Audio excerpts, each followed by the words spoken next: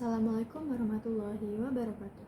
Halo teman-teman, perkenalkan nama saya Nabila Insani. Saya dari SMK Negeri 6 Pekanbaru.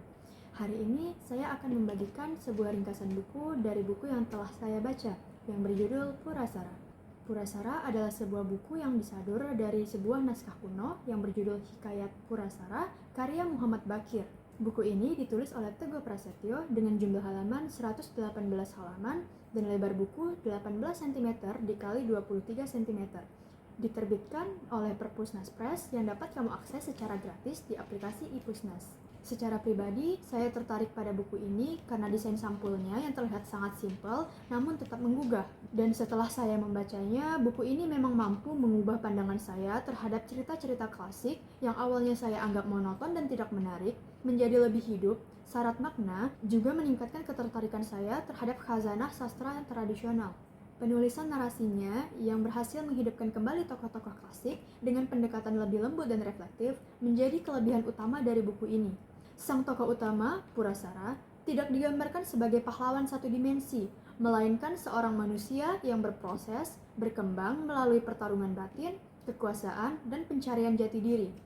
Terlepas dari fakta bahwa Purasara adalah keturunan asli dari Sang Hyang Tunggal, ia diceritakan harus tetap terbentur antara pengabdian dan cinta, juga tanggung jawab dan kebebasan. Buku dibuka dari penciptaan Sangkara oleh Sang Hyang Tunggal, lalu Sangkara ditugaskan untuk memimpin sebuah negeri di bawah sana bersama seorang dewi bernama Dewi Asmayawati. Sangkara menciptakan sebuah negeri bernama Suktadurja bersama 3 orang punakawan yang kelak akan menjadi tokoh pendamping yang sangat penting dalam kisah ini. Sangkara kemudian dikaruniai 3 putra, Sentanu, Sambirawa, dan Purasara. Sentanu ahli bela diri dan menyukai berburu, sedangkan Sambirawa mengabdikan dirinya untuk berdharma. Pada saat dewasa, ia memutuskan untuk meninggalkan negerinya. Sedangkan Purasara adalah penyeimbang antara bela diri dan berburu, juga budi pekerti dan dharmanya. Saat Sangkara dan istrinya hendak kembali ke kahyangan, Sangkara memberikan kekuasaannya kepada Sentanu. Habis, Purasara merasa tak siap untuk memimpin sebuah negeri. Ditambah saat itu Purasara belum memiliki pendamping. Suatu hari Purasara memberanikan dirinya untuk meminta izin ke Sentanu agar mengizinkannya untuk bertapa guna meningkatkan kesaktiannya. Sentanu setuju dengan syarat 3 punakawannya akan ikut dengan Purasara. Di perjalanan pulang, Purasara bertemu dengan seorang wanita yang teramat cantik parasnya. Ia mengaku bernama Dewi Raramis dan mengaku mengidap penyakit sejak lahir.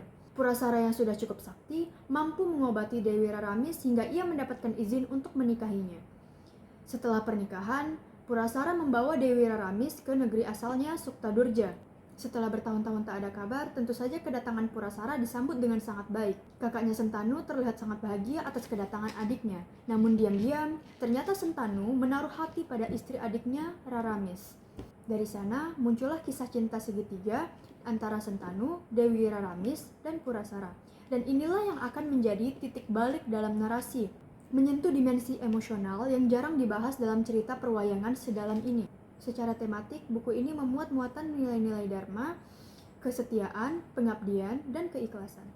Keberadaan punakawan, Semar, Garubuk, dan Petruk menjadi jembatan moral yang memandu tokoh utama, sekaligus menjadi metafora dari budi pekerti dan nalar kritis yang tidak terikat pada kekuasaan. Dalam situasi tertentu, beberapa dari mereka malah menjungkir balikan tafsir atas siapa yang bijaksana di antara mereka.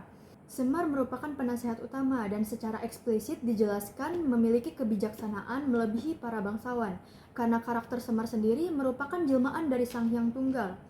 Di sisi lain, Garubuk dan Petruk justru membawa warna lain.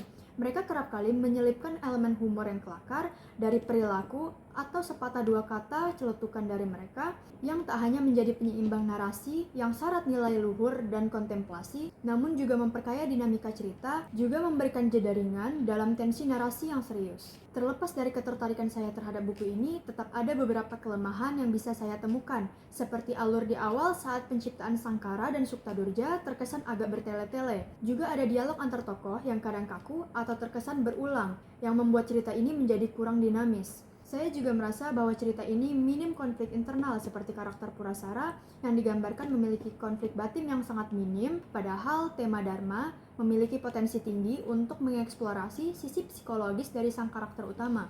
Namun, keberhasilan menyadar kisah klasik ini dengan pendekatan yang naratif tanpa menghilangkan nuansa tradisionalnya memang patut untuk diapresiasi. Nilai-nilai luhur seperti dharma, keikhlasan, dan pengabdian terurai secara alami melalui perjalanan tokoh, terutama saat Purasara menolak kekuasaan demi pencarian makna hidup.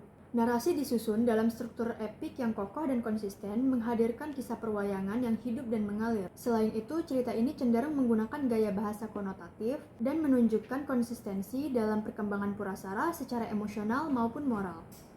Demikianlah resensi saya kali ini. #sepekan satu buku dan salam literasi. Assalamualaikum warahmatullahi wabarakatuh.